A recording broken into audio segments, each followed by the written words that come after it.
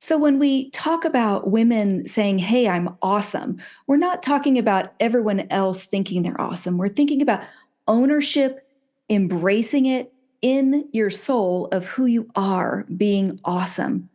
What do you want people to know about ownership? Oh boy. I want people to understand that it's a quiet confidence. It's Mm, not that big broadcast because that's not real. So many women put it out there, but they don't really feel it. That gets back to that imposter syndrome. And to have that quiet moment where they can really go inside themselves and find that beautiful person who deserves the love and the recognition that she's amazing. Listeners, viewers, I would like you to take a moment to breathe that in. Quiet confidence. You deserve the love, the recognition, and you are amazing. For this episode, I really hope you will stay till the end, and I'll tell you why. It's not often that I feel so emotional after an interview that I just need a few minutes before I can even speak another word. But this interview with Alison Jacobson was so inspiring and heartfelt and sincere that I just needed a minute. After we stopped recording, we kept talking, and I always wish that I would continue the recording so that the listeners, the viewers, could hear everything that she has to offer and her great insights. But I hope you'll reach out to her. She just inspires me in such an incredible way. This is Hillary Baggett with Hill Talks Momentum in Midlife Podcast. And the whole mission is so that you know that you're not alone. Sometimes we talk health, sometimes wealth, sometimes mindset. Whatever it is, after the age of 40, 50, 60, and beyond, we hope that you know that you are seen, loved, heard, and definitely not alone.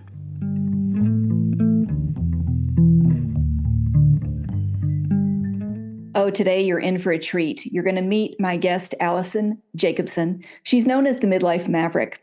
She's a testament to resilience, having triumphed over grief and obstacles, including the death of her baby son to SIDS, sudden infant death syndrome, financial devastation after a divorce, and managing the role of caregiver for her son with intellectual disabilities and her second husband, who was diagnosed with primary progressive multiple sclerosis. Her journey includes successfully starting and selling a business at 28. What? I know. Conquering the New York City Marathon at 57, proving it's never too late for transformation. As a serial entrepreneur, successful coach, and speaker, she empowers women in midlife to rediscover their goals, rebuild confidence, amplify joy, and unlock the abundance that each of you deserve. If you are looking for more peace, joy, confidence, and abundance in your life, especially as we're going into the holiday season, then this is the episode for you. Welcome, Alison Jacobson. Thank you so much for having me on your program. Wow. Well, I can't believe we get to dig in. And I just mentioned the peace, joy, confidence, and abundance. And that's coming from your latest book. And we will definitely share that information with our listeners for some daily inspiration. So I wanted to dig in a little bit lighter. Sometimes I go too deep, too fast. I'm a little serious. And I wanted to start with your fun fact. And I don't always give people a chance to say what their fun fact is and why they do it. Would you like to share that? Know if I'd call it a fun fact, but it's a real fact.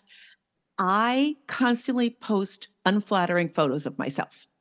And that started over a year ago when I was training to run the New York City Marathon. And I would just post, I mean, literally sweat dripping from me, just not looking good at all, my hair up, no makeup, because everybody needs to see that's reality. In this world where so many people have these curated social media feeds, it's it's intimidating to people. It's disheartening to people. You need to keep it real. And I think when you get into midlife, you just don't care. It's all about being real. Absolutely. And it's not caring about ourselves, but not putting so much weight on the opinions of other people or how we need to present perfectly, right? Oh, so true. It's taking that drama, that pressure off of yourself and just loving who you are. Absolutely. So we are going to dig right in. And you did just mention the New York City Marathon. I know it's coming up in November, and this will be airing after that fact. But tell me, what was your journey to that marathon? Because it's a lot about persevering. It is persevering. So I'll back up. In 1997, my first baby died of sudden infant death syndrome. He was 3 months and 24 days old. And right at that time, this was before Facebook, this was before the internet to a great degree. And I joined a group, SIDS Alliance. I sat on their board of directors because I felt like I needed to give back. I needed that community. I needed that support, but I wanted to help. And so fast forward, I went on to have three more kids. But in 2016, SIDS Alliance, which had become First Candle, came calling and asked me to become their CEO. And so it was really full circle. It was that last missing puzzle piece. And I became the CEO of First Candle, in addition to my work as a coach and a speaker and an author. And First Candle is one of the charity partners for the New York City Marathon. And so we have had a team of marathon runners for over 12 years. And every year I would go to the marathon and I would cheer everybody on. And for those of your listeners who haven't ever been to the New York City Marathon, the energy is just incredible. It just lifts you up. And I am not an athlete. I was a theater geek. I did not have an athletic goal. But when you see this, I said to myself in 2021, I'm going to run the New York City Marathon when I'm 60. And then I stopped myself and I said, that is BS. As a coach, you are just putting something off. Why are you putting off? So I said, I'm going to run the marathon next year, which at that time was 2022. And I was turning 57. Now, the reason I did it is because I wanted a fitness goal, but it was also the 25th anniversary of my son's death. And I said, I survived one of the worst traumas anyone could experience. If I could survive that, I can run a marathon. And so I went from running 1 mile to 26 miles in a year. Wow. Oh my goodness. Yeah. Unbelievable. I Yeah. love the mindset shift of, if I can survive the loss of my child, I can run a marathon. And the backstory and full circle moment. I mean, whoa, my mind is just trying to catch up on all those beautiful pieces that came together for part of your healing journey and as the CEO, and to stop being a spectator and to be a runner and Yeah. to keep going. Whoa. Yeah. So, what were your main lessons? I know you just shared about, well, I can do anything, but what are the main lessons you learned from training for that marathon that you think apply to women in midlife? Well, I think one of the top ones is the limiting beliefs we all have. And like I said, I was never an athlete. And so leading up to this, I was like, I can't do it. I can't run. And then all of a sudden, I had my great and powerful why. And when you have that why, those limiting beliefs go right out. And so when I was training, it was, November, December in the beginning, it was cold. So I was training inside at the Y and I was on a treadmill and I had a picture in front of me of my son, my best friend who had died of cancer the year before, and then just two random women running the marathon. And I just kept that image in my head the entire time. And so having a vision board, having that vision of why you're doing something can help you overcome any limiting belief personally or professionally. Wow. Wow. I mean, it really comes down to, yes, figure out what is limiting you and what's that why to get you through it. Exactly. And the other one that's so big for women is imposter syndrome. So again, Yes. it was interesting because once it got nice outside, I was running and I had gone from running 1 mile to 3 miles and then up to 7 miles. And I'd be running around my town in the mornings and I'd see these other runners who were decked out in their running gear and all serious. And I'm like, wow, they're really runners. I'm not that. And I went home and my husband's like, you're running 7 miles now. You are indeed a runner. And it took somebody saying that to me to realize, okay, I am. I am a runner now. But for women, we just have this imposter syndrome that we are not that thing. We are not successful enough, or we'll work our way into a job, but then they're going to find us out. They're going to discover our failures. And so you have to surround yourself with people who are going to remind you that you are that incredible person. You are that powerful person. And not just, blowing smoke at you, but legitimately showing you these are the proof points of why this is not imposter, why you are who you are. And so I think that's another really powerful lesson I learned. And then the other lesson, and I just talked about this with a coaching client yesterday.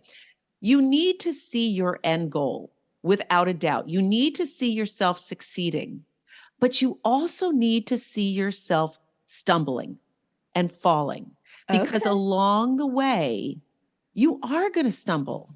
And if you have not mentally prepared yourself for that, if you have not seen yourself doing that, you're going to stop.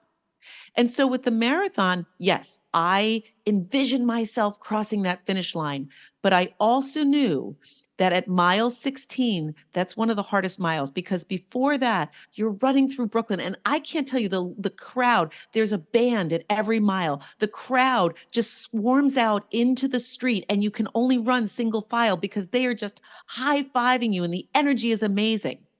And then you get to 16 Mile, which is the Queensboro Bridge, and it's silent. There's no one on the bridge. There's no music. All you hear is the breath of the other runners and the pounding of the feet.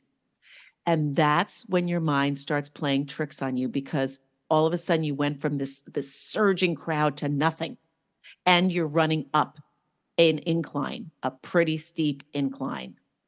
And so I was prepared for that. Everybody told me. So I envisioned myself feeling weak, feeling that I had to get that energy up over that hump.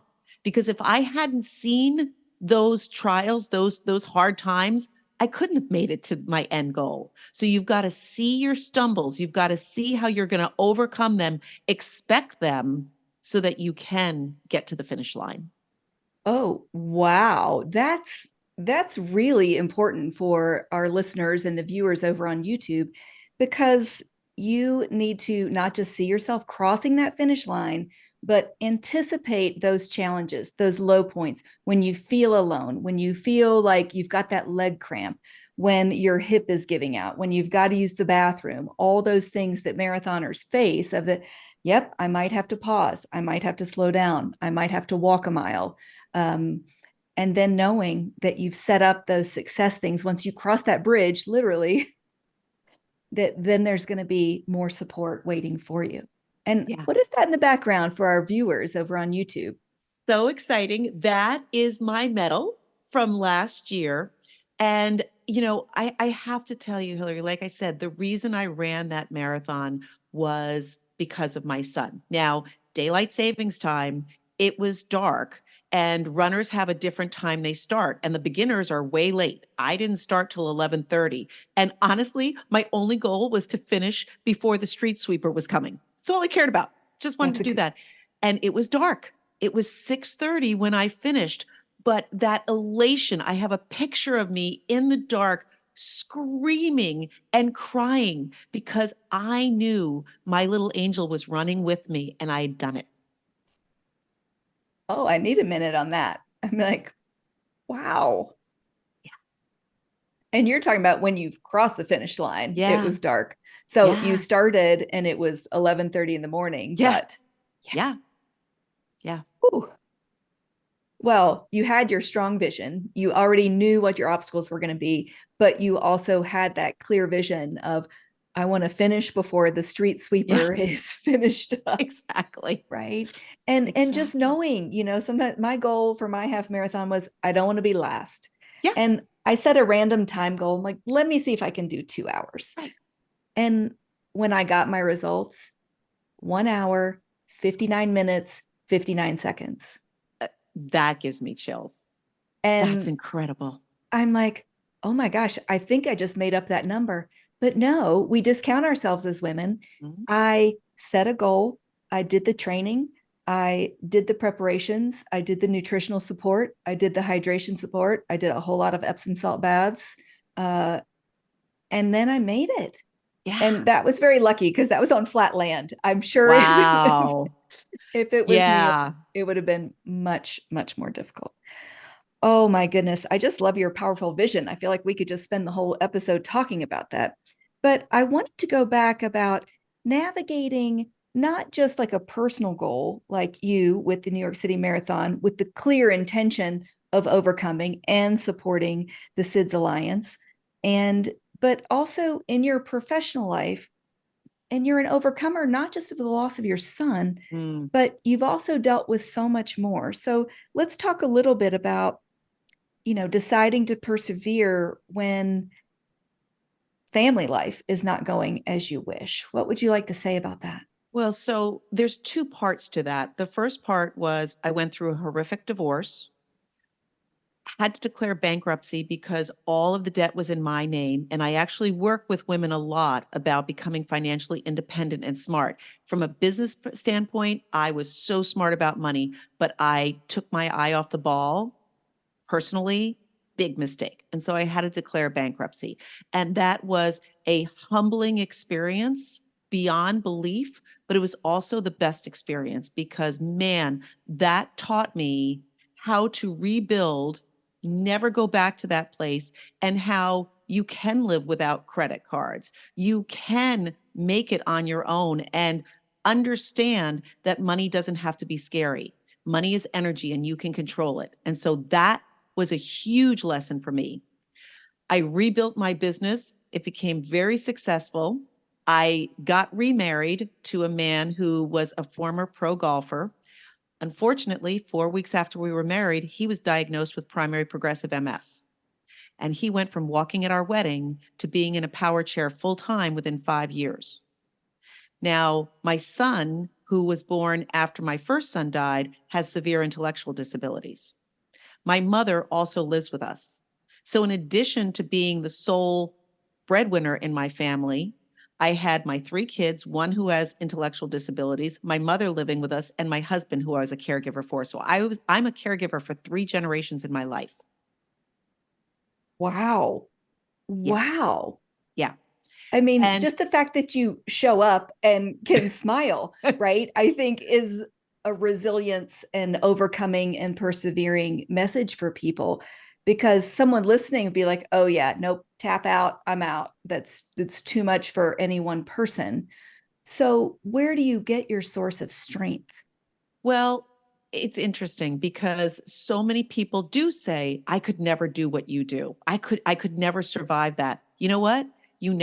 Everybody has a story. Everybody survives. We don't have a choice. You have two choices. You can crawl up in a ball and die, or you can do something and go on with your life and not just survive, but thrive because you get one shot at life. And that goes back to the great and powerful why. Why are you choosing to do what you do? And if you're going to do it, man, you better do it to the best of your ability. When my husband was diagnosed with MS, I said to him, I will support you for the rest of my life, but you have to find your passionate why. Now, I told you he had been a pro golfer.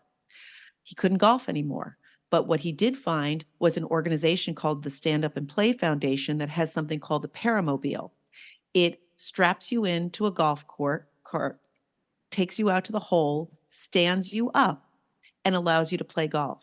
And what he does now is he teaches military vets, stroke victims, and people with intellectual disabilities how to play golf. He found that passion and joy.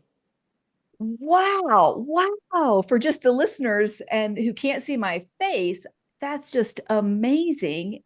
And professionally, I'm an occupational therapist. Oh, And so my job is to help people find solutions so they can yes. do their work, play, self care, and find that deep meaning in their life. Yeah. And so, what an incredible opportunity. And as a spouse to a retired Marine, all those things just hit home with me, Alison. Yeah. So good for you for speaking that kind of truth into your husband of like, hey, I'm here for you. You got to find your why. Yeah. Yeah. And my kids helped me tremendously. My son, and talk about full circle, right? My son has intellectual disabilities. He's this 6'3" strapping kid who's amazing. And because I needed help because my husband couldn't, what I cared about is he snow blows, he mows the lawn, he takes out the garbage, he does all of this physical stuff. He can't drive a car, but my husband has a car that the chair is the driver's seat with hand controls. So what happens is those things that my husband can't do, my son can do, and vice versa. And I truly believe to this day that we were brought together because these two men were meant to complete each other and help each other. Oh my gosh, Alison, like that is so beautiful. Yeah. Wow. Wow. And they need each other and they're Yes. needed. And I find Yes.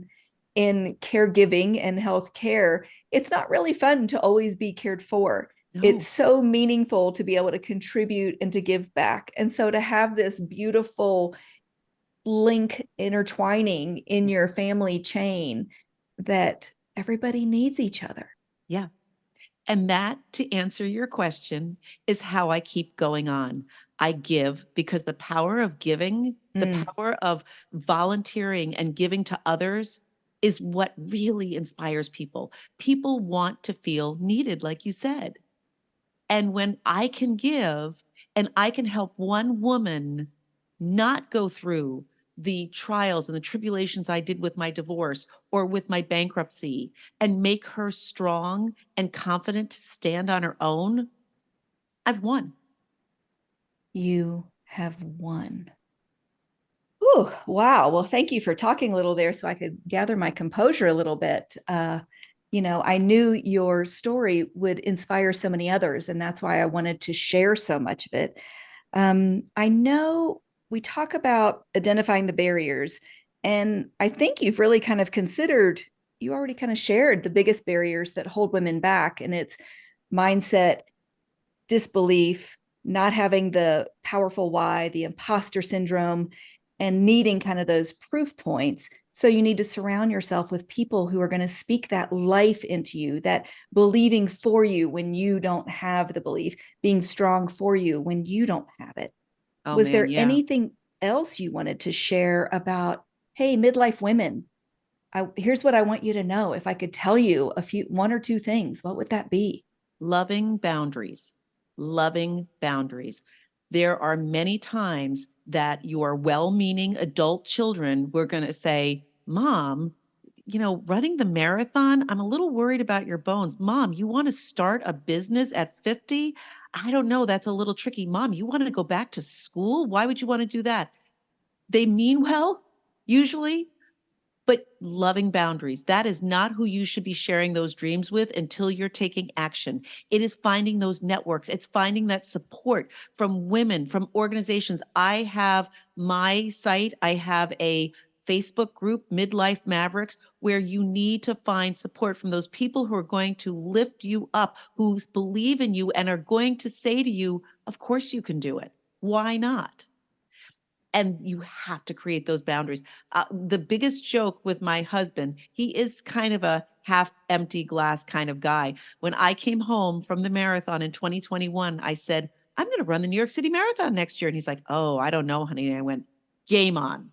And to this day, he laughs because it was that comment that said, oh, yeah, I'm not going to stop. I am going to see this through. Watch me. Watch me. That is such a powerful take back your power, take back your voice moment. And I think we as 50-year-old women need each other in order to cheer each other on and say, don't listen to those adult children or well meaning spouses who are just like, I don't know. You don't have to know. I know. I've got this in me. And so this is for all you listeners out there who are like, oh, I could never. Yes, you can. And you The don't have big to be alone. No, and the biggest obstacle that we face is the word but. I just did a newsletter about this. I'd like to do this, but I want to lose 50 pounds, but that but is already our subconscious saying, don't try it. The ego saying, no, no, no, I want you to stay where you are because the ego wants to protect itself. It doesn't like change. It likes knowing. And that word but is already in our head. And I challenge your listeners to change that but to an and. That's I want right. to do this and here's how I'm going to take the first step. I want to lose 50 pounds and I'm going to just walk around the block today to start. It's the small steps that get that and then I'm going to add another mile. And then I'm going to add this one thing. And I'm going to reach out to fellow women for support. Absolutely amazing. Oh my goodness. I'm trying to look back over my notes. We're talking about, building resilience. And I think your first book, did I get the title right? Shut the Fear Up. Yes. Yes. Shut the fear up. Because regret is in the past, fear is in the future. Unless you are truly being chased by a bear or something, there is no fear in the present moment. Right this second, as we are talking, there is no fear. We Nothing. just showed up. Yeah. And, I'll be honest, I think this was our third trial to schedule this interview. And I knew it was meant to be when I read your bio, I read your one sheet, your team was on top of it. But, life is very complicated at this age. And women need to know that when things get complicated, you just keep going. Sometimes you have to adjust the day, sometimes it's the time. Just keep going and don't give up. And also don't compare yourself. Again, when I was running the marathon and you talked about your time and everything, everybody's situation is different, right? Like there were people that were finishing in 3 hours and 4 hours. Great. I didn't train like that. I was at a different age. I was just doing this for me. And so, again, for those of you who are entrepreneurs out there, you're looking at somebody crushing it. Well, they might be crushing it because they have no kids, they have no other obligations, they're just living their business. But for me, having three people I'm caring for, it looks different. And so to be true to what your reality is and not compare it because everybody's at a different level and success and profits don't mean the same thing. I have a woman, she just wanted to rise to the top of her career and she did. She's CEO. That's wonderful. But she gave up a lot of time with her kids. She was okay with that. She decided that. But profit and success for somebody else might be, being able to volunteer 15 hours a month somewhere. That's Yeah, okay too. exactly. Oh, I love that, not comparing ourselves, because whether it's in a marathon and is this person, do they weigh less than me? Are they faster than me? Is their outfit cuter? Do they have those calf warmer socks that, oh, maybe I need those? It's like, oh, stop. Just stop. Run your race, cross the finish line for you. And I'll say I had a friend who just started running marathons and she said, I didn't get my time. I'm like, wait a minute, you just ran your fourth marathon. Like, is that 15 minutes like your measure of success? Or because your daughters who were adopted and are amazing, they're going to look at their mom who's over 50 and say, holy cow, mom just ran another marathon. Yeah, exactly. We are so fast to find the criticism within ourselves rather than give ourselves grace and That's right. accept that we are great. And I'll be honest, I mean, once I ran it, I started thinking, oh, well, anybody can do it. And it went, no, no, no, no, no. There's only a small percentage of people who have completed a marathon. So be proud, take ownership of that. Own that overcoming and persevering. Own that you made a decision and that you worked towards that goal. Oh, absolutely. Well, this whole series is going to come together so beautifully because sometimes the decision is to ask for help. Sometimes the decision is to keep moving forward. Sometimes the decision is to find that financial consultant or that coach that can help you. And we're just going to continue these conversations with future guests. So, Alison Jacobson, wow. I, I'm so impressed and inspired and motivated by how you keep showing up for others, how you keep persevering to help and inspire. How can people get in touch with you? So the best way is through my website, which is Alison-Jacobson, Jacobson.com.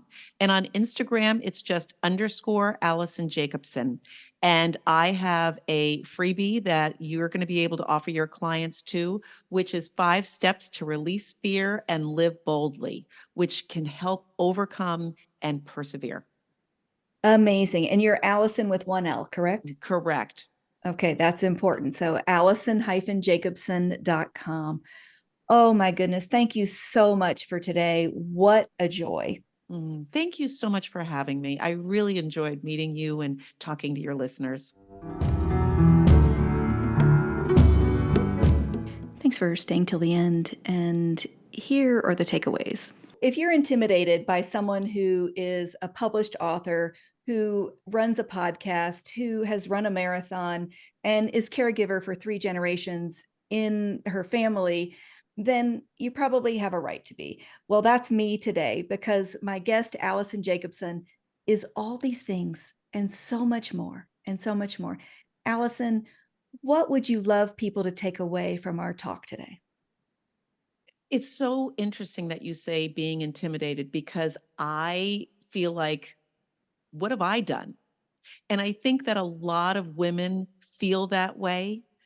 But every now and then when I hear that, I say, yeah, I'm awesome. And every woman out there is awesome. You don't have to have done, just being who you are is awesome. And live in that, embrace that. Don't excuse that. Don't look for that one criticism you get from somebody and negate the 10 compliments you get. We are so guilty of that as women. Own who you are because you're an incredible kick-ass woman. Absolutely. For those of you like me who need this reminder of quiet confidence, here it is.